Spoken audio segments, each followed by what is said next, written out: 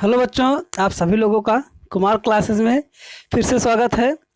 तो चलिए आज मैं आप सभी लोगों को विद्युत धारा पढ़ाऊंगा जो कि कक्षा 10 में और प्रत्येक वनडे एग्जाम में बहुत ही महत्वपूर्ण चैप्टर है। तो चलिए स्टार्ट करते हैं। तो बच्चों, आपके मन में जब विद्युत शब्द सुनते होंगे तो आपके मन के अंदर कई विचार आते होंगे। आप सोचते होंगे कि विद्युत धारा क्या है, विद्युत धारा किसी चालक में कैसे चलती है, विद्युत धारा के चलने का कारण क्या है, अच्छा विद्युत प्रतिरोध क्या होता है, लोग कहते हैं प्रतिरोध। तो इस प्रकार के आपके मन में अनेकों प्रश्न उठते होंगे। तो चलिए, यदि ऐसा है आपके मन में ये सब प्रश्न उठ रहे हैं तो आज मैं आप सबको इन सभी प्रश्नों का उत्तर दूंगा। स्टार्ट करते हैं विद्युत धारा। तो बच्चों, विद्युत धारा एक प्रकार की ऊर्जा है, यानी कि जो विद्युत धारा होती है वो एक प्रकार की ऊर्जा है। उसके अंदर कार्य करने की क्षमता होती है। जो विद्युत ऊर्जा होती है उसके अंदर कार्य करने की क्षमता होती है। तो किसी चालक में इसकी जो परिभाषा होगी, ओरिजिनल परिभाषा, तो परिभाषा इसकी होगी, किसी चालक में आवेश प्रवाह की दर को विद्युत धारा कहते हैं। बच्चों, अब इसमें आप सोचे होंगे कि ये आवेश क्या होता है। तो चलिए सबसे पहले आपको आवेश के बारे में जानकारी देता हूँ। जब भी कोई परमाणु होता है तो उस परमाणु के अंदर 3 मूल कण पाए जाते हैं। उनमें से एक होता है इलेक्ट्रॉन, एक होता है प्रोटॉन और एक होता है न्यूट्रॉन। तो चलिए चित्र की सहायता से समझते हैं। तो मान लीजिए ये एक परमाणु है, ये एक पूरा परमाणु है। परमाणु के बीचों बीच एक छोटा सा गोला होता है और इस गोले को हम कहते हैं नाभिक। ये है आपका नाभिक। और ये जो चारों ओर बड़ा गोला दिखाई दे रहा है इसको हम कहते हैं कक्षा। ये है आपका सेल, जिसे कक्षा कहते हैं। और ये आपका जो बीच वाला भाग है ये है आपका केंद्रक कह लीजिए, चाहे नाभिक कह दीजिए, चाहे आप इसे केंद्रक कहिए या फिर इसको आप नाभिक भी कह सकते हैं। नाभिक। इसी नाभिक के अंदर प्रोटॉन और न्यूट्रॉन होते हैं। तो जो ये नाभिक है इसके अंदर एक न्यूट्रॉन होगा और एक प्रोटॉन। और जो इलेक्ट्रॉन होता है आपका, वो इलेक्ट्रॉन इसी बाहरी कक्षा में भ्रमण करता है। ये हो गया आपका इलेक्ट्रॉन। तो आप देख रहे हैं कि एक परमाणु है, ये पूरा परमाणु। परमाणु के अंदर एक छोटा सा भाग होता है जिसको हम केंद्रक कहते हैं या फिर नाभिक कहते हैं। इसी नाभिक के अंदर न्यूट्रॉन होता है और प्रोटॉन होता है। आपका जो इलेक्ट्रॉन होगा वह इस कक्षा के मतलब इस नाभिक के चारों ओर ऐसे गति करेगा, नाभिक के चारों ओर ऐसे घूमता रहता है। आप सोच रहे होंगे कि यह लगातार घूमता कैसे है। तो बच्चों, जो प्रोटॉन आपका होता है ये धनात्मक होता है। यहाँ देख लीजिएगा, जो ये आपका प्रोटॉन है ये आपका धनात्मक होता है, धनात्मक। और न्यूट्रॉन आपका जो होता है वो उदासीन होता है, उदासीन। और इलेक्ट्रॉन जो होता है वो ऋणात्मक होता है, ऋणात्मक। तो आप देख रहे हैं यहाँ प्रोटॉन जो है वो धनात्मक है, इलेक्ट्रॉन ऋणात्मक है। जब धनात्मक और ऋणात्मक आवेश एक दूसरे के समीप में होते हैं तो वो एक दूसरे को प्रतिकर्षित करते हैं। यानी कि जब धन और ऋण दोनों आवेश एक दूसरे के पास में होंगे तो वो एक दूसरे को प्रतिकर्षित करते हैं। इसी प्रतिकर्षण बल के कारण इलेक्ट्रॉन इस कक्षा के चारों ओर घूमता रहता है। और जो प्रतिकर्षण बल लगता है, यानी कि जो आपका प्रोटॉन है और ये इलेक्ट्रॉन, इन दोनों के बीच में एक प्रतिकर्षण बल लगेगा और उसी प्रतिकर्षण बल को हम विद्युत बल कहते हैं। यानी कि दो आवेशों के बीच में जो बल लगता है उसी हम बल को वैद्युत बल कहते हैं। अब बात आती है कि ये इलेक्ट्रॉन विद्युत धारा में क्या भूमिका निभाते हैं, यानी कि इलेक्ट्रॉन ना हो तो क्या विद्युत धारा प्रवाहित हो सकती है। तो बच्चों, यदि इलेक्ट्रॉन नहीं होंगे तो विद्युत धारा प्रवाहित नहीं होगी, यानी कि धारा का प्रवाह कराना संभव नहीं होगा। तो जिस किसी भी धातु में धारा प्रवाहित होती है तो उस धातु के अंदर कुछ मुक्त इलेक्ट्रॉन्स पाए जाते हैं।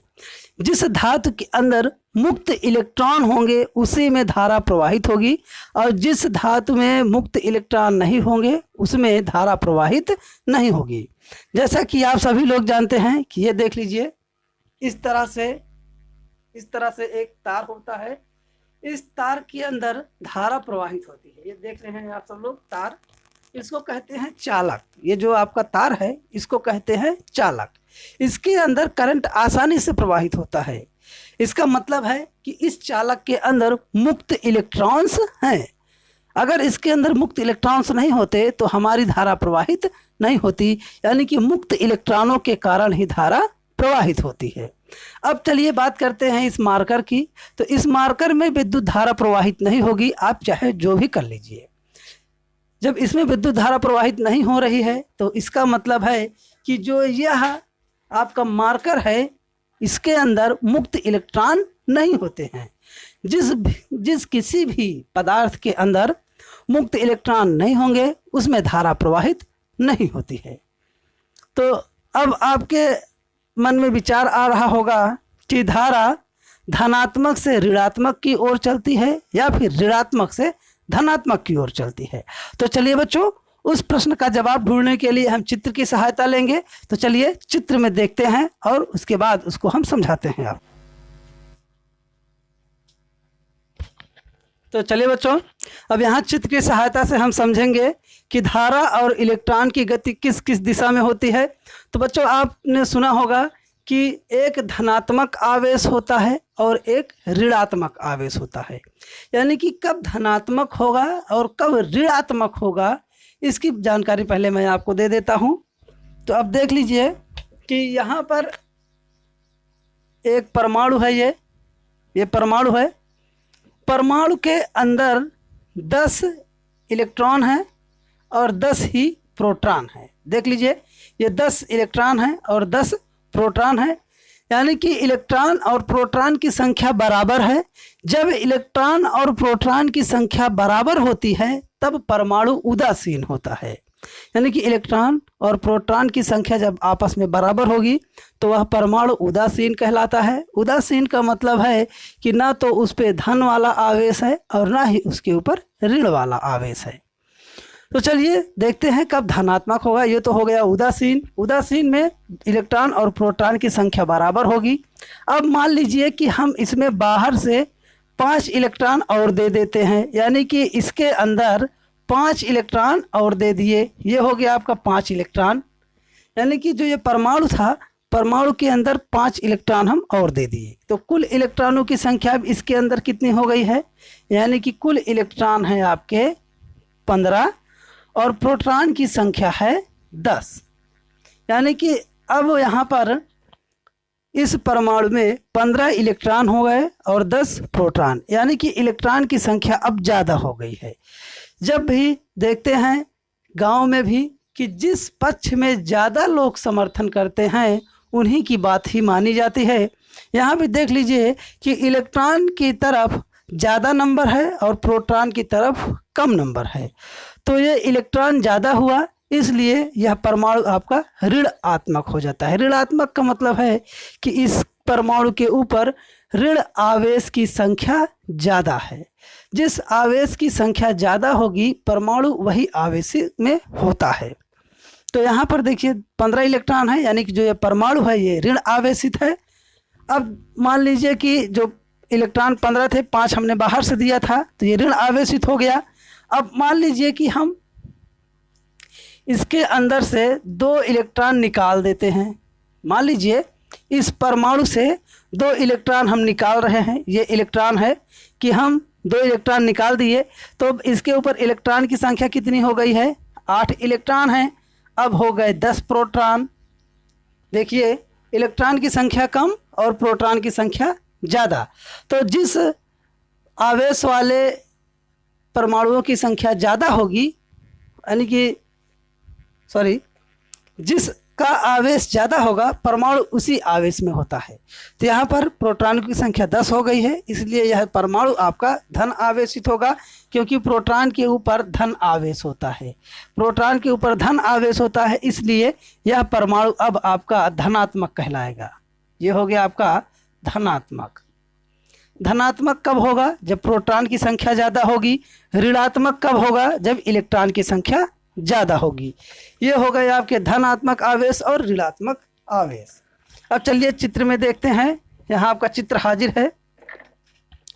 तो पहले वाले चित्र में आपको देख लीजिए, कुछ छोटे छोटे चित्र उसमें बनाए गए हैं। ये जो छोटा छोटा गोला बनाया गया है उसके अंदर धन का चिन्ह लगा है। धन का मतलब है धनात्मक, यानी कि ये सभी धनात्मक आवेश हैं। ये जितने भी आवेश आपको गोल गोल दिखाई दे रहे हैं ये सब धनात्मक आवेश हैं। और जो तीर की तरह दिखाई दे रहे हैं ये सभी इलेक्ट्रॉन्स हैं, यानी कि ऋण आवेश हैं। जो तीर की तरह दिखाई दे रहे हैं ये सभी ऋण आवेश हैं। और जो गोले बने हुए हैं बीच में धन लगा है वो सब धन आवेश हैं, यानी कि प्रोटॉन हैं। अभी देखिए इसमें कोई भी बैटरी नहीं जोड़ी गई है, तो जितने भी इलेक्ट्रॉन्स हैं ये सब इधर उधर घूम रहे हैं, यानी कि इनकी कोई निश्चित दिशा नहीं है, इनको कोई दिशा देने वाला ही नहीं है। तो क्या करेंगे? ये सब चारों ओर ऐसे टहलते रहेंगे। जैसे आप देखते होंगे कि गांव में बहुत से बच्चे ऐसे होते हैं जिनके घर कोई दिशा देने वाला नहीं होता है, वो इधर उधर ऐसे टहलते रहते हैं। और कुछ बच्चे ऐसे भी होते हैं जो अपने काम के प्रति लगे भी रहते हैं।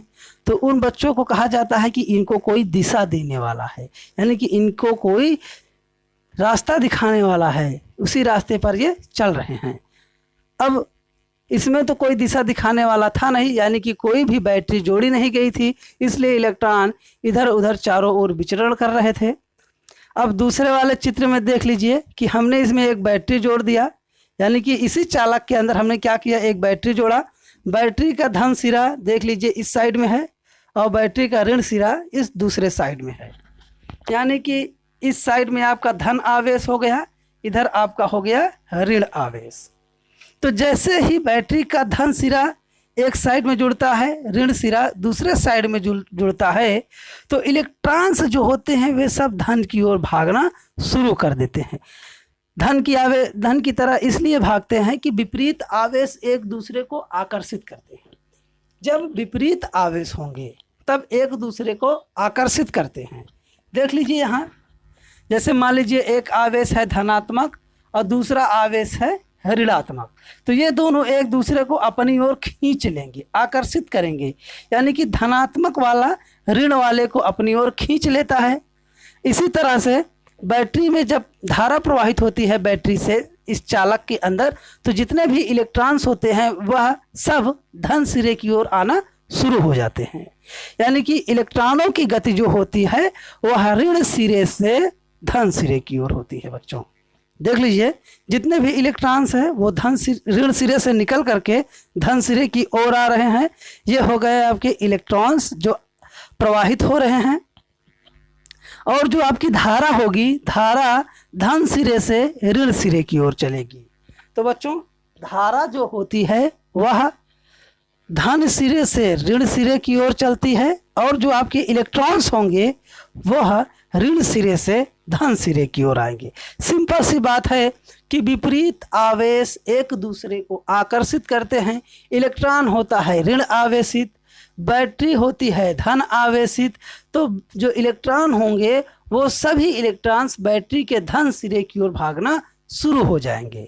इसका मतलब है कि जब भी हम बैटरी जोड़ेंगे तो इलेक्ट्रॉन धन सिरे की ओर जाएंगे और धारा आपकी धन से ऋण सिरे की ओर जाएगी। ये हो गया आपका धारा चलने की दिशा और इलेक्ट्रॉन के चलने की दिशा। ये बहुत ही महत्वपूर्ण है, इसको कई बार परीक्षा में पूछा भी गया है।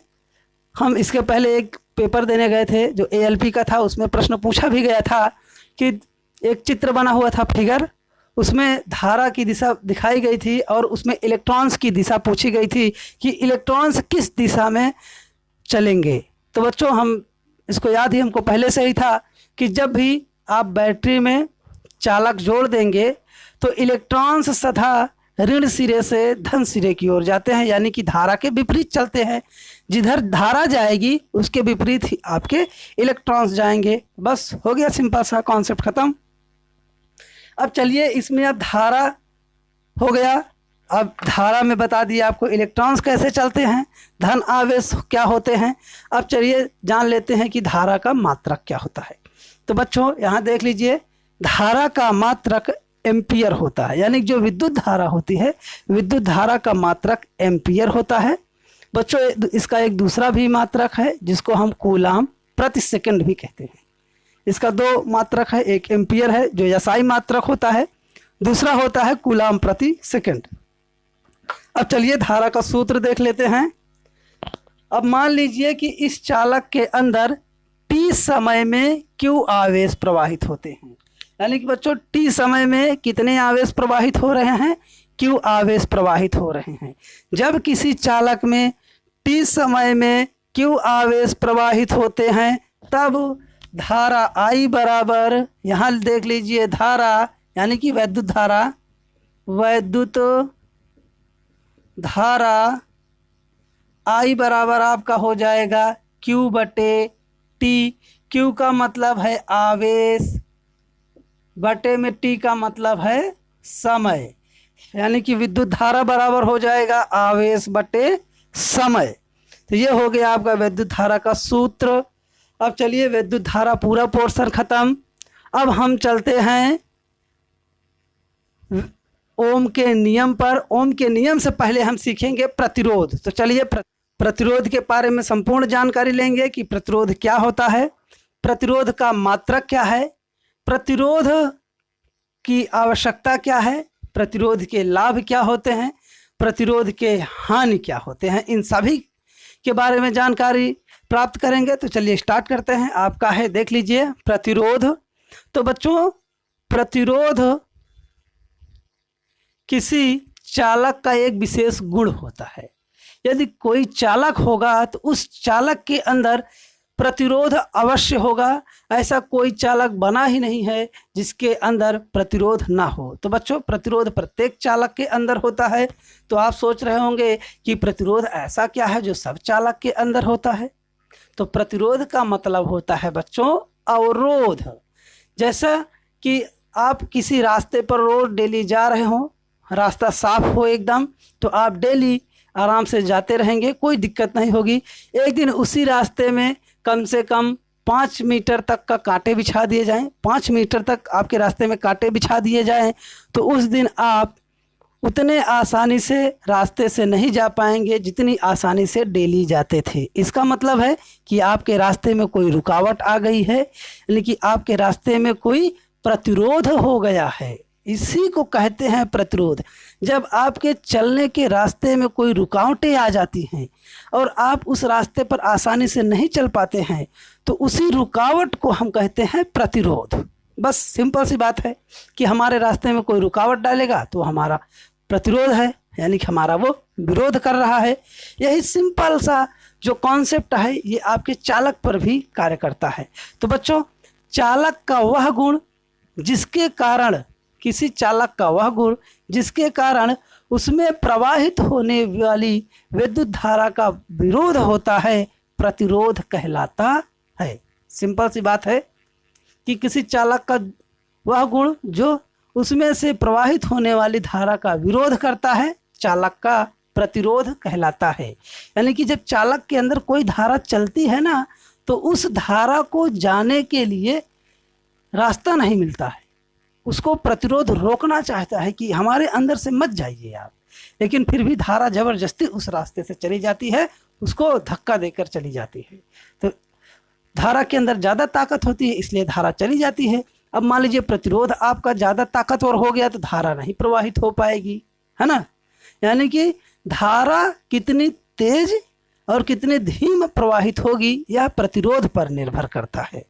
तो अब जैसे देख लीजिए ये है आपका चालक तार, ये इसमें जब भी हम धारा प्रवाहित कराएंगे तो पूरी धारा हमको दूसरे सिरे पर प्राप्त नहीं होगी, कुछ धारा रास्ते में ही खर्च हो जाएगी। तो आप सोचेंगे कि हम तो भाई पहले सिरे पर 5 वोल्ट करंट दिए थे, दूसरे सिरे पर 3 ही वोल्ट मिल रहा है, तो 2 वोल्ट हमारा कहाँ गया। तो आपका जो 2 वोल्ट खर्च हो गया वह प्रतिरोध ने खर्च कर दिया। यानी कि जैसा कि आप यहाँ देख लीजिए, ये है आपका एक चालक, है ना, और यहाँ पे आप करंट दे रहे हैं बैटरी से। ये देख लीजिए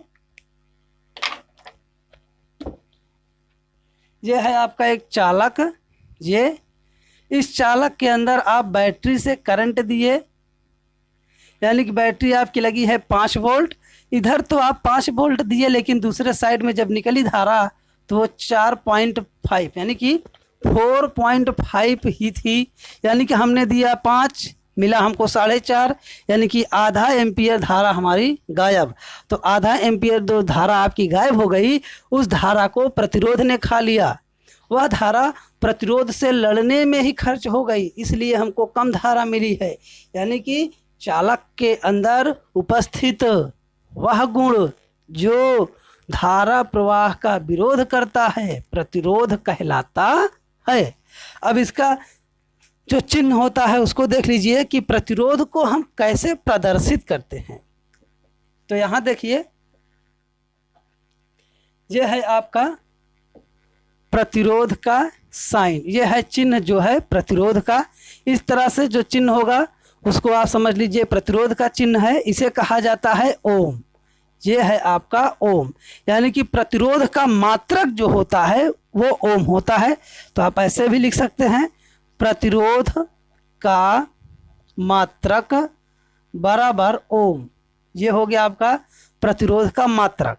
प्रतिरोध का मात्रक ओम होता है, क्योंकि प्रतिरोध की खोज सर जॉर्ज साइमन ओम ने ही किया था, इसलिए इसे ओम कहते हैं। और इसे ओम में एक ओम का नियम भी है जो बहुत ही महत्वपूर्ण है, उसको बताएंगे तब अब उसके बारे में आपको पूरी जानकारी दूंगा। तो ये प्रतिरोध का मात्रक हो जाता है ओम, और यह है ओम का चिन्ह। अब आ जाता है प्रतिरोध का प्रतीक। तो इस तरह से जो प्रतीक होता है, ऐसे ये होता है प्रतिरोध का प्रतीक। तो ये हो जाएगा आपका प्रतिरोध का प्रतीक, ये प्रतिरोध का चिन्ह है। प्रतिरोध को हम R से प्रदर्शित करते हैं, R का मतलब है रेजिस्टेंस। यह है आपका प्रतिरोध, इसको हम R से प्रदर्शित करते हैं। प्रतिरोध का मात्रक हो गया, प्रतिरोध में जो ओम होता है उसका ये प्रतीक हो गया। अब चलिए बच्चों, एक बहुत ही महत्वपूर्ण जो आपका अगला प्रश्न होगा, ये और महत्वपूर्ण है।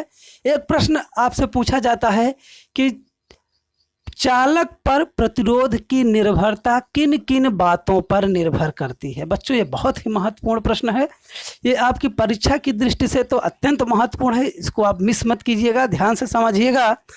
जब भी आपको परीक्षा में पूछा जाए कि प्रतिरोध चालक के किन किन कारकों पर निर्भर होता है, तो आप उसके जवाब में सिंपल सा एक लॉजिक लगाइएगा। तो चलिए उसको हम चित्र की सहायता से समझेंगे। यहाँ पर तो चलिए बच्चों, हम सीखते हैं कि चालक तार पर प्रतिरोध की निर्भरता। तो बच्चों, आपका है चालक के प्रतिरोध की निर्भरता। इस तरह से भी प्रश्न बनता है, चालक तार के प्रतिरोध की निर्भरता या चालक पर प्रतिरोध की निर्भरता। किसी भी तरह से आपसे प्रश्न पूछा जाए तो इसको आप सिंपल सा समझिएगा कि पूछा जा रहा है कि चालक के ऊपर प्रतिरोध किस प्रकार से निर्भर होता है, आपको यही बताना है। तो चलिए, सबसे पहला है आपका चालक तार की लंबाई, यानी कि जो प्रतिरोध निर्भर करता है चालक के ऊपर, उसमें पहला नंबर है चालक तार की लंबाई। तो बच्चों, चालक तार की लंबाई से तात्पर्य है कि जैसे जैसे हम चालक तार की लंबाई बढ़ाते चले जाएंगे, उसी अनुपात में हमारा प्रतिरोध भी बढ़ता चला जाएगा। यानी कि अगर हम छोटा चालक प्रयुक्त करेंगे तो कम प्रतिरोध होगा, जैसे बड़ा चालक प्रयुक्त करेंगे तो ज़्यादा प्रतिरोध होगा। यानी कि चालक तार की लंबाई बढ़ाने पर आपका प्रतिरोध भी बढ़ जाएगा। यानी कि चालक तार का प्रतिरोध R, जैसा कि यहाँ आप देख रहे हैं हेडिंग में कि चालक तार का प्रतिरोध R चालक की लंबाई L के अनुक्रमानुपाती होता है। अनुक्रमानुपाती का मतलब होता है कि उसी क्रम में बढ़ता है या फिर उसी क्रम में घटता है। जैसे यहाँ हम चित्र में आपको दिखा रहे हैं कि एक चालक है जो इतना छोटा है, दूसरा वाला उससे थोड़ा बड़ा, तीसरा वाला उससे और बड़ा। ये हो गया आपका चालक A, ये हो गया चालक B, ये हो गया चालक C। तो आप देख रहे हैं कि जो पहला वाला चालक है वो छोटा है तो इसका प्रतिरोध कम होगा, जो B वाला है वह ए से थोड़ा सा बड़ा है, यानी कि इसका प्रतिरोध पहले वाले से ज़्यादा होगा। तीसरा वाला सबसे बड़ा है, इसलिए जो तीसरा वाला चालक है इसका प्रतिरोध इन दोनों से भी ज़्यादा होगा। इसका मतलब हुआ कि जैसे जैसे हम चालक तार की लंबाई बढ़ाते चले जाएंगे वैसे ही प्रतिरोध भी बढ़ता चला जाएगा। ये आपका पहला है जो कि बहुत इम्पोर्टेंट है।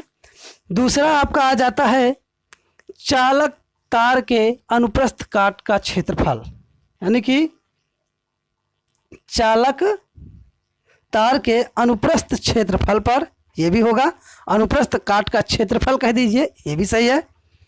तो दूसरा आपका जो होगा प्रतिरोध निर्भरता वह है चालक तार के अनुप्रस्थ क्षेत्रफल पर। इसका तात्पर्य है कि चालक तार का प्रतिरोध R, यानी कि चालक तार का प्रतिरोध R चालक के अनुप्रस्थ काट के क्षेत्रफल A के व्युत्क्रमानुपाती होता है। व्युत्क्रमानुपाती का मतलब है उल्टा। तो चलिए इसको समझ लेते हैं कि इसका अर्थ क्या होगा। इसका अर्थ हुआ कि यदि हम चालक तार के क्षेत्रफल को बढ़ाएंगे तो हमारा प्रतिरोध भी उसी क्रम में घट जाएगा। व्युत्क्रम का मतलब है उल्टा। जैसे आप यहाँ चित्र में देख लीजिए कि ये पहला वाला जो चालक है ये इतना मोटा है, देख लीजिए पहला वाला चालक की मोटाई इतनी है। जो दूसरा चालक है उससे थोड़ा सा ज़्यादा मोटा है, यहाँ देख लीजिए।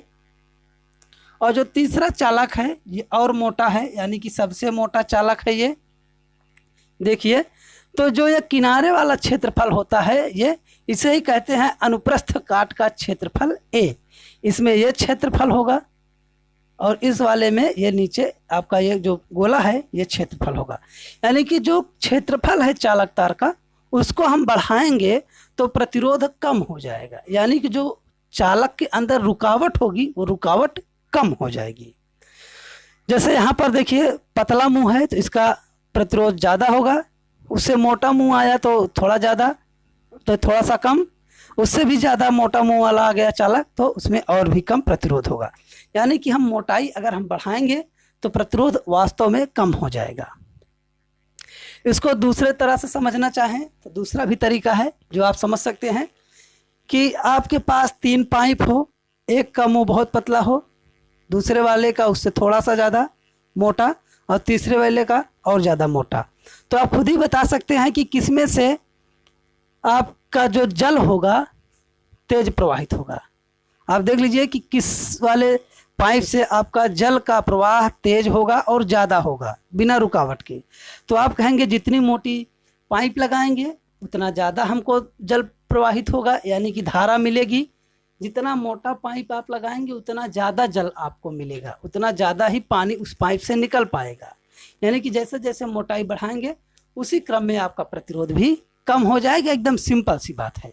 तो इसका आप यहाँ पर देख लीजिए, जो हेडिंग आपको लिखना है तो हो गया समझाने की बात। जो हेडिंग है उसको आप देख लीजिए, यहाँ पर लिखा हुआ है, अच्छे से यही हेडिंग लिखना है आपको, R व्युत्क्रमानुपाती A।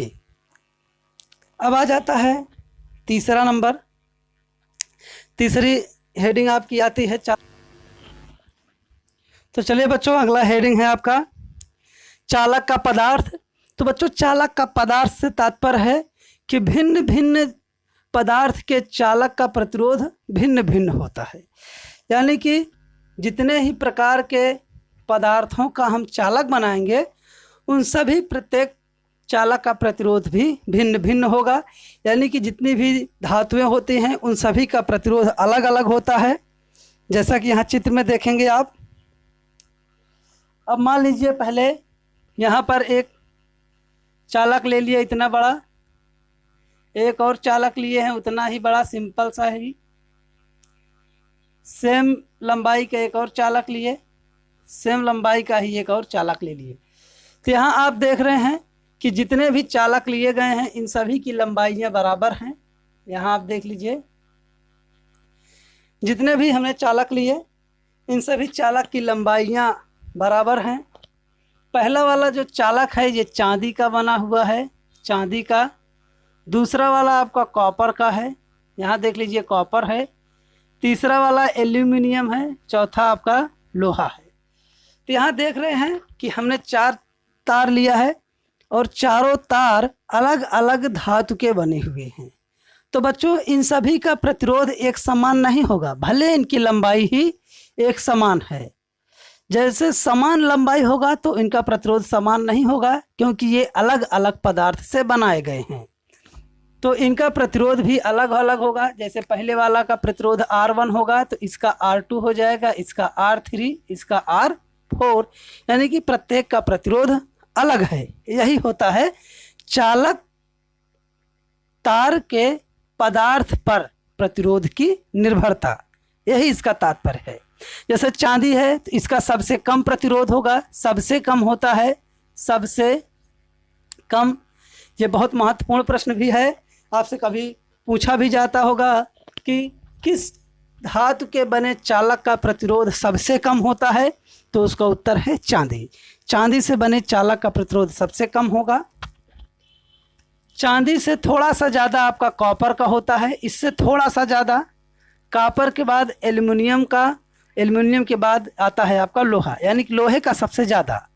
तो ये R1 जो है वो सबसे कम होगा, R1 से थोड़ा सा ज़्यादा आपका R2 होगा, R2 से थोड़ा ज़्यादा R3 और R3 से ज़्यादा R4।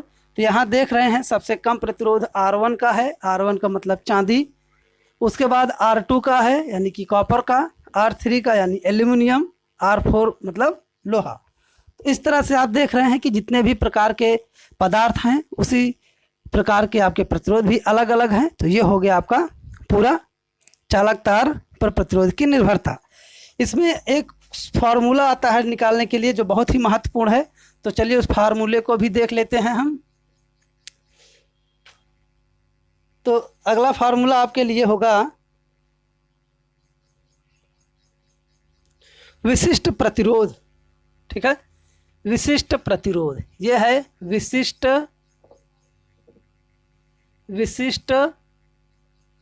प्रतिरोध, इसको आप देख लीजिएगा, विशिष्ट प्रतिरोध।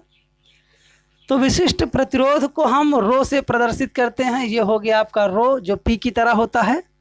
जैसा कि हमने देखा था कि प्रतिरोध R लंबाई के अनुक्रमानुपाती होता है, यानी कि लंबाई के अनुक्रमानुपाती। ये हो गया आपका पहला जो था R अनुक्रमानुपाती L, और दूसरे वाले में आप देखे थे कि प्रतिरोध जो है आपका R ये व्युत्क्रमानुपाती होता है क्षेत्रफल के, यानी क्षेत्रफल के उल्टा होता है। अब ये हो गया समीकरण 1, ये हो जाएगा आपका 2। तो समीकरण 1 और 2 से यहाँ लिखिएगा समीकरण 1 व 2 से, तो 1 और 2 को मिलाएंगे तो आपको मिलेगा R अनुक्रमानुपाती L बटे A, आपको ये मिल जाएगा। तो यहाँ आप लिखेंगे R बराबर अनुक्रमानुपाती को जब आप हटाएंगे तो यहाँ इस तरह से रो बन जाएगा, L बटे में होगा A। तो यहाँ पर रो आपका जो है ये विशिष्ट प्रतिरोध है, इसको आप रो बराबर लिख सकते हैं RA बटे में L, यानी कि जहाँ रो आपका विशिष्ट प्रतिरोध है तो विशिष्ट प्रतिरोध रो बराबर होगा RA बटे में L। ये आपका फार्मूला हो गया, ये बहुत ही महत्वपूर्ण है, इसको आप याद कर लीजिएगा क्योंकि जो न्यूमेरिकल लगाएंगे उसमें ये काम आएगा। अब आगे चलते हैं, आपको बताएंगे हम अगला विभवांतर। तो चलिए देखेंगे विद्युत विभवांतर क्या है, उसको देख लेते हैं। को वैद्युत विभवांतर बताता हूँ। तो बच्चों जब किसी चालक के अंदर कोई धारा प्रवाहित होती है तो आप लोग जानते हैं कि धारा का विरोध किया जाता है। तो उस धारा का विरोध कर, यानी कि धारा का विरोध करने के बावजूद भी जो आवेश होते हैं वो एक सिरे से दूसरे सिरे तक पहुंच जाते हैं, यानी कि जो उनका विरोध करता है उनसे टकराते हैं, टकरा करके अपनी कुछ ऊर्जा खर्च करते हैं और अपनी खर्च ऊर्जा के द्वारा वो फिर से आगे की ओर चलना शुरू कर देते हैं। यानी कि टकरा टकरा के वे अपनी ऊर्जा खर्च करते रहते हैं और आगे की ओर बढ़ते रहते हैं। यानी कि उनसे टकराने में जो उनको कार्य करना पड़ता है उसी कार्य को ही हम वैद्युत विभवांतर कहते हैं। तो बच्चों यहाँ जैसा कि हम चित्र में आपको दिखाने चल रहे हैं, चित्र की सहायता से भी आप समझ सकते हैं कि ये आपका एक चालक है, ये मान लीजिए एक चालक है A और B, और B वाले सिरे पर यानी दूसरे सिरे पर एक आवेश रखा हुआ है Q। अब ये आवेश बी वाले बिंदु से ए वाले बिंदु तक लाने में जो कार्य करना पड़ेगा उसी कार्य को हम विभवांतर कहते हैं। इसकी जो ओरिजिनल डेफिनेशन होगी, ओरिजिनल परिभाषा होगी, वो आपको यहाँ दिखाई दे रही होगी बोर्ड में लिखा है कि एकांक धन आवेश को विद्युत परिपथ के एक सिरे से दूसरे सिरे तक प्रवाहित करने में जो कार्य करना पड़ता है दोनों बिंदुओं के बीच का विभवांतर कहलाता है। बच्चों, एकांक धन आवेश को, यानी कि जो ये एक धन आवेश है, इस धन आवेश को चालक के एक सिरे से दूसरे सिरे तक लाने में जो कार्य करना पड़ता है उसे ही हम चालक के सिरों का विभवांतर कहते हैं। तो चलिए मान लीजिए कि ये आपका एक आवेश रखा हुआ है Q बिंदु B पर। अभी इस आवेश को हम लेके आते हैं, यहाँ पर धीरे धीरे देखिए लेके आ रहे हैं। आते हुए हम कहाँ पहुँच जाएंगे, यहाँ सिरे A पर, यहाँ पर ये Q आवेश छोड़ दिया जाएगा। तो B से A तक लाने में मान लीजिए आपको W कार्य करना पड़ रहा है, यानी कि B से A तक एकांक आवेश को लाने में आपको W कार्य करना पड़ रहा है। तब विभवांतर बराबर हो जाएगा, विभवांतर बराबर होगा आपका कार्य बटे आवेश, यानी कि विभवांतर बराबर हो जाएगा आपका कार्य बटे आवेश। इसको हम यदि शॉर्ट फॉर्म में लिखें तो विभवांतर को V से प्रदर्शित करते हैं, यानी कि V बराबर कार्य, आप कार्य कितना किए हैं, W किए हैं, और आपका आवेश क्या है, Q। तो ये हो जाएगा V बराबर W बटे Q, ये होगा आपका विभवांतर बराबर। तो आप समझ गए कि विभवांतर क्या होगा। एकांक धन आवेश को चालक के एक सिरे से दूसरे सिरे तक लाने में किया गया कार्य चालक के सिरों के बीच का विभवांतर कहलाता है। इसे हम V से प्रदर्शित करते हैं, यानी कि विभवांतर बराबर होगा आपका कार्य बटे आवेश, मीन्स V बराबर W बटे Q। अब बात आती है विभवांतर का मात्रक। तो बच्चों, विभवांतर का मात्रक होता है जूल प्रति कूलाम, यानी जो विभवांतर का मात्रक होगा वो जूल प्रति कूलाम होगा, और इसका एसआई मात्रक वोल्ट होता है। तो विभवांतर का एसआई मात्रक होगा वोल्ट, और नॉर्मली जो मात्रक होता है उसको हम जूल प्रति कूलाम कहते हैं। तो ये हो गया आपका विभवांतर। तो चलिए दूसरा है आपका ओम का नियम, बहुत ही महत्वपूर्ण, वेरी इंपॉर्टेंट, जो कि परीक्षा में प्रत्येक वर्ष पूछा जाने वाला प्रश्न है। तो चलिए इसको आप ध्यान से सुनिएगा, ओम का नियम। तो बच्चों, सर जॉर्ज साइमन ओम एक ऐसे वैज्ञानिक थे जिन्होंने प्रतिरोध का पता लगाया कि प्रतिरोध क्या होता है और यह चालक में धारा के विरुद्ध कैसे कार्य करता है। तो चलिए इसको हम देख लेते हैं कि जो ओम का नियम है, उस ओम का नियम देखिएगा, यहाँ पर मिटा देते हैं इसको पहले, फिर आपको ओम का नियम बताते हैं, क्योंकि ओम का नियम बहुत ही महत्वपूर्ण है, इसलिए आप इसमें थोड़ा भी कोताही मत कीजिएगा समझने में। ध्यान से समझिएगा कि यदि किसी चालक की भौतिक अवस्था विशेषता ताप में कोई परिवर्तन ना हो तो उसमें से होकर बहने वाली विद्युत धारा पर लगाए गए विभवांतर सिरों पर लगाए गए विभवांतर के अनुक्रमानुपाती होता है। तो बच्चों, ओम का नियम यही है कि यदि किसी चालक की भौतिक अवस्था विशेषता ताप में कोई परिवर्तन न किया जाए तो चालक में प्रवाहित होने वाली धारा I चालक के सिरों पर लगाए गए विभवांतर V के अनुक्रमानुपाती होती है। यानी कि यदि हम चालक की भौतिक अवस्था में कोई परिवर्तन ना करें तो जो धारा प्रवाहित होगी चालक से वह विभवांतर के अनुक्रमानुपाती होगी। यही ओम का नियम है। अब मान लीजिए कि यहाँ पर आपका ये चालक है, ये हो गया आपका एक चालक। चालक का जो सिरा है यहाँ पर A, ये B, तो ये हो गए आपके सिरे AB। AB के बीच में हम यहाँ लगा देते हैं एक विभवांतर। देख लीजिए, ये हो गया विभवांतर। लेकिन चालक के सिरों के बीच हम एक विभवांतर लगा देंगे तो चालक में धारा I प्रवाहित होने लगेगी। तो धारा I जो है इस विभवांतर के अनुक्रमानुपाती होती है। इसको लिख लीजिएगा कि माना चालक में प्रवाहित धारा I है और चालक के सिरों पर लगाया गया विभवांतर V हो, तब V बराबर वो सॉरी V अनुक्रमानुपाती I। तो ये हो जाएगा आपका V अनुक्रमानुपाती I। तो V बराबर हम लिखेंगे R I। ये जो अनुक्रमानुपाती है ये हटेगा तो इसके स्थान पर R लिखा जाएगा। तो ये R बराबर हो जाएगा आपका V बटे में I। ये हो गया ओम का नियम। यही है बच्चों ओम का नियम, जहां आप समझ लीजिए, जहां R बराबर चालक का प्रतिरोध, चालक का प्रतिरोध, ये R जो है ये आपका चालक का प्रतिरोध है। V हो गया आपका सिरों का विभवांतर, सिरों का विभवांतर, और आपका जो I है ये है आपकी चालक में प्रवाहित धारा। तो ये है आपका ओम का नियम, बहुत ही महत्वपूर्ण है, बहुत ही इजी है। इसको आप एक दो बार यदि रिवाइव करके भी वीडियो देख लेंगे तो आपको अच्छे से याद हो जाएगा। यह है आपका ओम का नियम, बहुत ही महत्वपूर्ण है। अब चलिए अगला हेडिंग हम देखेंगे,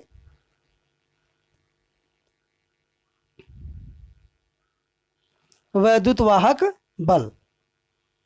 तो बहुत ही कम ही इसको पूछा जाता है, वैद्युत वाहक बल। चलिए इसको छोड़ देते हैं। अब आएंगे जो बहुत महत्वपूर्ण चैप्टर है, मतलब हेडिंग है, उन्हीं सबको हम पढ़ाएंगे। जो बेवजह का चैप्टर है उसको नहीं पढ़ाएंगे हम, क्योंकि आपको सफलता दिलाना है। तो मैं चाहता हूं कि जो परीक्षा में पूछा जाए उसी को पढ़ाऊं मैं। अगला आएगा आपका प्रतिरोध का संयोजन। तो चलिए बच्चों प्रतिरोध का संयोजन देखते हैं हम। तो चलिए बच्चों अब हम सीखेंगे प्रतिरोधों का संयोजन। प्रतिरोधों का संयोजन से तात्पर्य है कि प्रतिरोधों को आपस में जोड़ना, यानी कि जब हमारे पास एक से अधिक प्रतिरोध होंगे तो हम कैसे उन अधिक प्रतिरोधों को जोड़ते हैं, यानी कि किस प्रकार से हम प्रतिरोध को जोड़ सकते हैं। इसी जोड़ने की क्रिया को ही हम कहते हैं प्रतिरोधों का संयोजन, मतलब प्रतिरोध का जोड़ना। तो बच्चों प्रतिरोध हम दो प्रकार से जोड़ सकते हैं। वैसे मुख्यतः तो तीन प्रकार होता है, लेकिन आपके जो सिलेबस में दिया गया है वो दो ही प्रकार है, इसलिए आपको मैं दो ही प्रकार सिखाऊंगा। तो बच्चों प्रतिरोधों का संयोजन मुख्यतः दो प्रकार का होता है। पहला नंबर है आपका, देख लीजिए, प्रतिरोधों का संयोजन दो प्रकार का होता है। पहला नंबर है आपका समांतर क्रम संयोजन, और दूसरा है आपका श्रेणी क्रम संयोजन। तो बच्चों जो प्रतिरोध होते हैं इन्हें हम दो प्रकार से जोड़ सकते हैं। एक तो श्रेणी क्रम का संयोजन होता है और दूसरा होता है समांतर क्रम का संयोजन। तो चलिए पहले हम सीखेंगे समांतर क्रम संयोजन। तो बच्चों आप सब जानते हैं कि समांतर किसे कहा जाता है। समांतर का मतलब है कि दो प्रतिरोधों के मध्य जो दूरी होगी वो समान होगी। जैसे मान लीजिए कि ये पहला प्रतिरोध है आपका, ये आपका पहला प्रतिरोध है, और इसी तरह से एक प्रतिरोध और हम लगा दिए जो कि ये दूसरा है।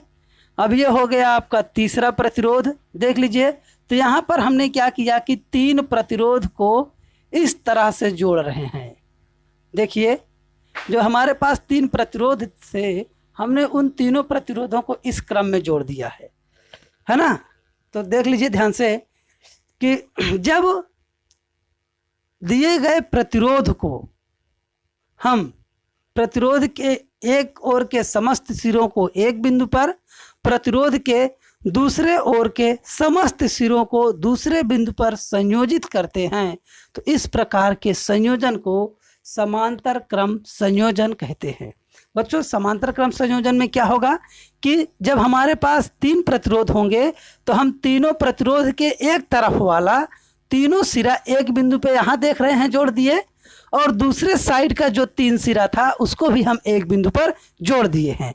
जब इस प्रकार से कोई प्रतिरोध जोड़ा जाए तो वो समांतर क्रम संयोजन कहलाता है। इसे ही हम समांतर क्रम संयोजन कहते हैं।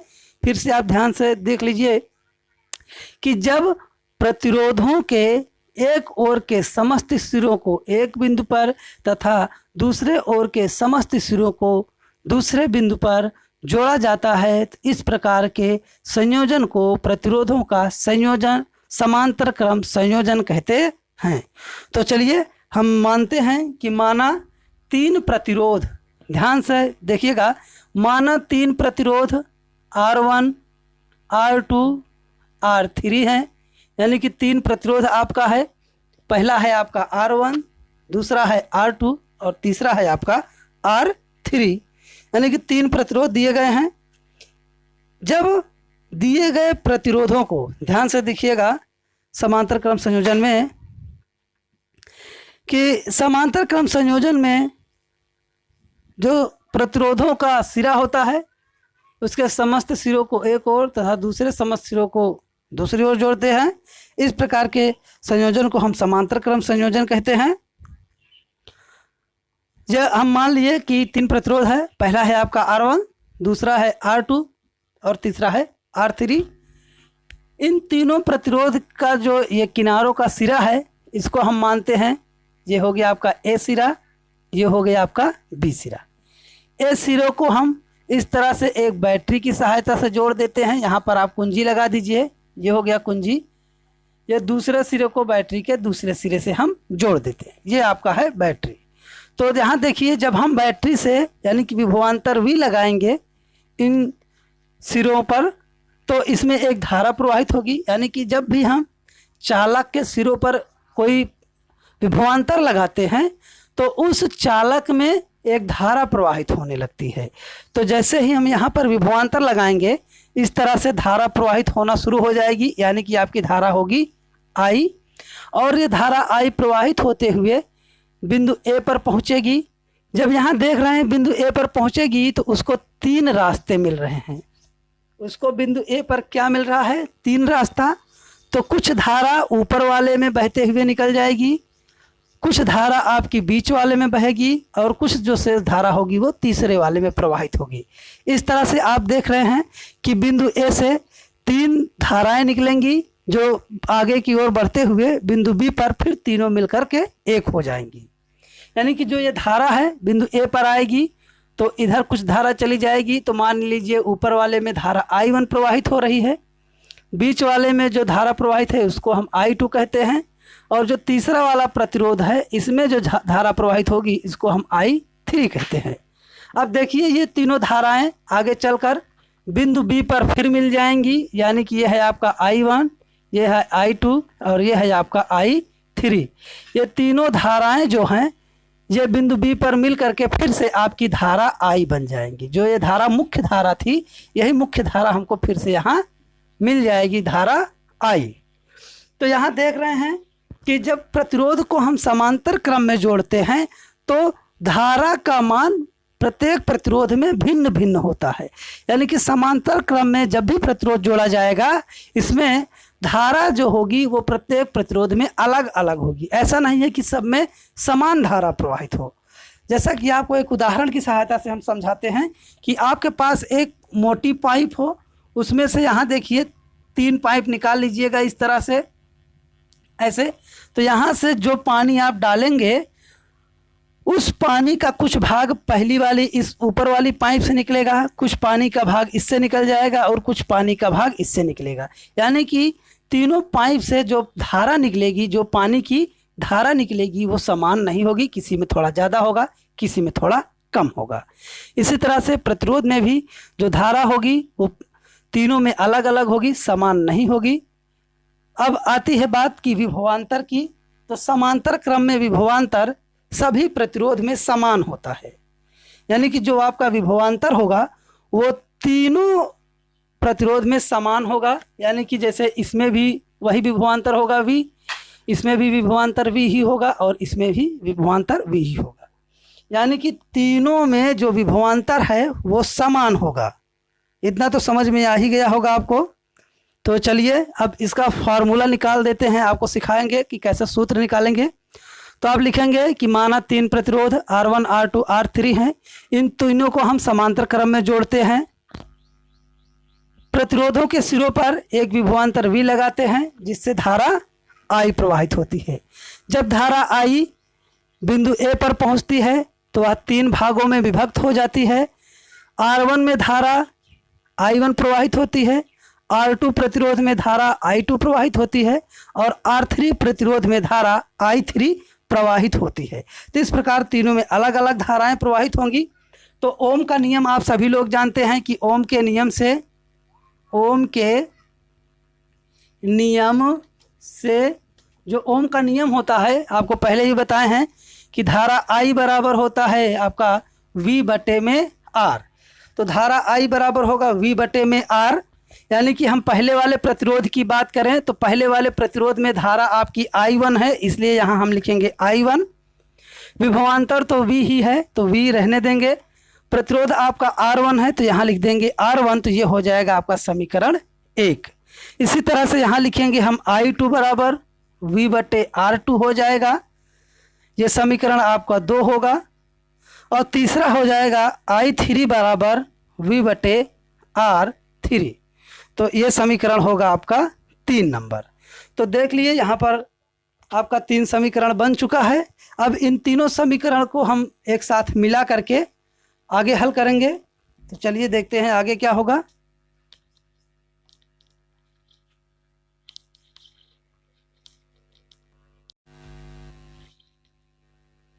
तो देखिए बच्चों,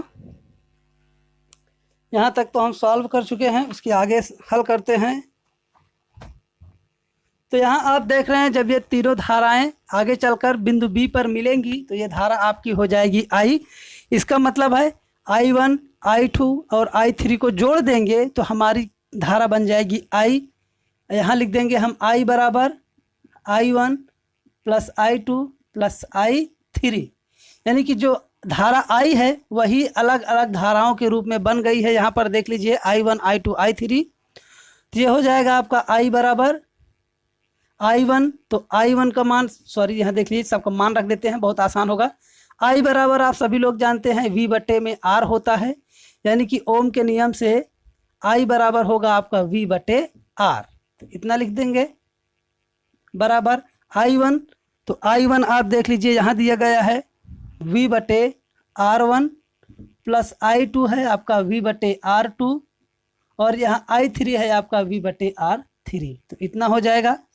अब देखिए ऊपर सभी में V मिल रहा है, तो इस तरह से आप ऐसे यहाँ देख लीजिए, ये है बराबर V V V, यानी कि तीनों में V है तो V को हम कॉमन कर देंगे तो ये होगा 1 बटे में R1 प्लस 1 बटे में R2 प्लस 1 बटे में R3, इतना हो जाएगा। यह V से V कैंसिल होगा तो आपका बचेगा 1 बटे R बराबर 1 बटे में R1, 1 बटे में R2 और प्लस 1 बटे में R3। तो आप देख रहे हैं कि ये हो गया आपका समांतर क्रम संयोजन कंप्लीट। जब भी हम 3 प्रतिरोध को समांतर क्रम में जोड़ेंगे तो आपका जो तुल्य प्रतिरोध होगा वो 1 बटे R बराबर होगा 1 बटे R1 प्लस 1 बटे R2 प्लस 1 बटे R3। तो ये हो गया आपका समांतर क्रम संयोजन में जो फार्मूला होगा जिसको आप निकालेंगे वो इस तरह से निकालेंगे। ये भी परीक्षा में पूछा जाता है, बहुत ही महत्वपूर्ण है। अब हम सीखेंगे श्रेणी क्रम संयोजन, यानी कि प्रतिरोधों का श्रेणी क्रम संयोजन। तो चलिए देखते हैं प्रतिरोधों का श्रेणी क्रम संयोजन कैसे होगा, उसको देख लेते हैं।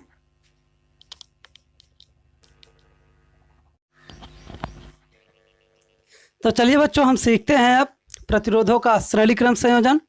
तो बच्चों प्रतिरोधों के श्रेणी क्रम संयोजन में जो प्रतिरोध होते हैं उन सभी प्रतिरोधों को एक प्रतिरोध के पीछे दूसरा वाला, दूसरे के पीछे तीसरा वाला प्रतिरोध जोड़ा जाता है, यानी कि इसमें एक पंक्ति के रूप में प्रतिरोध जुड़े होते हैं। जैसा कि आप ट्रेन में देखते हैं कि ट्रेन का पहले इंजन होता है, उसके बाद में उसके पीछे पहला डिब्बा, दूसरा डिब्बा, तीसरा डिब्बा, इस तरह से प्रत्येक डिब्बा एक दूसरे के पीछे जुड़ते चले जाते हैं। तो इस प्रकार के जुड़ने की क्रिया को ही हम कहते हैं श्रेणी क्रम, यानी कि इसमें जो प्रतिरोध होंगे एक प्रतिरोध दूसरे वाले प्रतिरोध के पीछे जुड़ा होता है। देखिए जैसे चित्र में आपको दिखाया जा रहा है, मान लीजिए आपका ये पहला प्रतिरोध है, इस तरह से जोड़ दिए हैं R1। अब दूसरा वाला प्रतिरोध इसी के पीछे जुड़ेगा, यानी कि जो वाला पॉइंट है इसी के साथ में यहाँ पर आपका इस तरह से दूसरा प्रतिरोध जुड़ जाएगा R2 और यहाँ से आपका तीसरा प्रतिरोध एक जुड़ जाएगा R3। तो आप देख रहे हैं कि प्रत्येक प्रतिरोध को एक दूसरे के पीछे जोड़ा गया है। इसका यदि आप डेफिनेशन याद करना चाहते हैं कि इसको कैसे लिखेंगे तो उसको भी आप नोट कर लीजिए कि जब प्रतिरोधों का एक सिरा दूसरे प्रतिरोध के दूसरे सिरे से और दूसरे प्रतिरोध का दूसरा सिरा तीसरे प्रतिरोध के पहले सिरे से जुड़ा होता है, तो इस प्रकार के संयोजन को श्रेणी क्रम संयोजन कहते हैं। तो बच्चों इसको आप लिख लीजिएगा। कैसे लिखेंगे आप कि माना 3 प्रतिरोध R1, R2, R3 हैं जो एक दूसरे के श्रेणी क्रम में जुड़े हुए हैं। इसका मतलब है कि पहले प्रतिरोध का दूसरा सिरा, यहाँ देख लीजिए ये पहला प्रतिरोध है, इसका ये पहला सिरा होगा, ये होगा आपका दूसरा सिरा, और दूसरे वाले प्रतिरोध का ये पहला सिरा है और ये हो गया आपका दूसरा सिरा। तीसरे वाले में ऐसे होगा पहला सिरा, यह है दूसरा सिरा। तो पहले प्रतिरोध का दूसरा सिरा और दूसरे प्रतिरोध का पहला सिरा जब आपस में जुड़े होंगे इस तरह से, यहाँ देख लीजिए, यानी पहले प्रतिरोध का दूसरा सिरा और दूसरे प्रतिरोध का पहला सिरा। आगे आप लिखेंगे कि दूसरे प्रतिरोध का दूसरा सिरा तीसरे प्रतिरोध के पहले सिरे से जुड़ा होगा। इस प्रकार के संयोजन को हम श्रेणी क्रम संयोजन कहते हैं। इसमें जो धारा प्रवाहित होगी वह तीनों प्रतिरोध में समान होती है, यानी कि धारा का मान प्रत्येक प्रतिरोध में समान होता है। अब यहाँ पर देख लीजिए, पहले सिरे पर हम यहाँ लगा देते हैं एक विभवांतर, ये इस तरह से, इसको आप मिटाइएगा, ये हो जाएगा आपका सिरा ए, ये होगा सिरा बी। यहाँ पर हम जोड़ दिए हैं विभवांतर V, और जैसे ही हम विभवांतर लगाएंगे इसमें एक धारा प्रवाहित होगी I, जो कि पहले वाले प्रतिरोध में भी I ही रहेगी, दूसरे वाले प्रतिरोध में भी धारा जो होगी वो I ही रहेगी, और तीसरे वाले प्रतिरोध में भी धारा आपकी I ही रहेगी। इस तरह से आप देख रहे हैं कि तीनों प्रतिरोध में धारा का मान समान है। इसका मतलब है कि श्रेणी क्रम में जो धारा होगी वो तीनों प्रतिरोध में समान रूप से प्रवाहित होगी, परंतु जो विभवांतर होगा यहाँ से लेकर यहाँ तक, पहले प्रतिरोध का विभवांतर V1 होगा और दूसरे प्रतिरोध का विभवांतर आपका इस तरह से V2 होगा, और तीसरे प्रतिरोध का विभवांतर आपका ये V3 होगा। इसका मतलब है कि श्रेणी क्रम में जो धारा होगी वो तीनों में समान होगी, परंतु विभवांतर सबका अलग अलग होगा। तो चलिए अब आगे इसका सूत्र निगमन करते हैं कि कैसे निकाला जाएगा। सूत्र निगमन यहाँ देख लीजिए, सूत्र निगमन। अब मान लीजिए कि पहला प्रतिरोध है R1, दूसरा R2, तीसरा R3, पहले का विभवांतर V1, दूसरे का V2, तीसरे का V3 है, और धारा सब में समान है। तो ओम के नियम से, ओम का नियम लगाएंगे। ओम के नियम से V बराबर होता है आपका I गुणे R, यानी कि V बराबर होगा I गुणे R, समीकरण 1। इसी तरह से आप पहले वाले प्रतिरोध का जब निकालेंगे, ये पहला प्रतिरोध है तो पहले वाले प्रतिरोध का निकालेंगे तो ये आपका हो जाएगा V1 बराबर I गुणे R1, क्योंकि पहले का प्रतिरोध R1 है, विभवांतर V1 है और धारा आपकी I है। ये हो जाएगा आपका समीकरण 2। इसी तरह से आप दूसरे वाले प्रतिरोध का आप निकालेंगे। ये दूसरा प्रतिरोध जो है इसमें विभवांतर होगा आपका V2, धारा आपकी I होगी और प्रतिरोध होगा आपका R2। ये हो जाएगा आपका समीकरण 3। इसी तरह से हम तीसरे वाले प्रतिरोध का निकालेंगे। जब आप तीसरे वाले का निकालेंगे तो ये हो जाएगा V3 बराबर I गुणे R3। ये हो जाएगा आपका समीकरण नंबर 4। तो ये देख रहे हैं आपके पास 4 समीकरण बन चुके हैं। तो हम लिखेंगे यहाँ समीकरण 1, 2, 3, 4 से समीकरण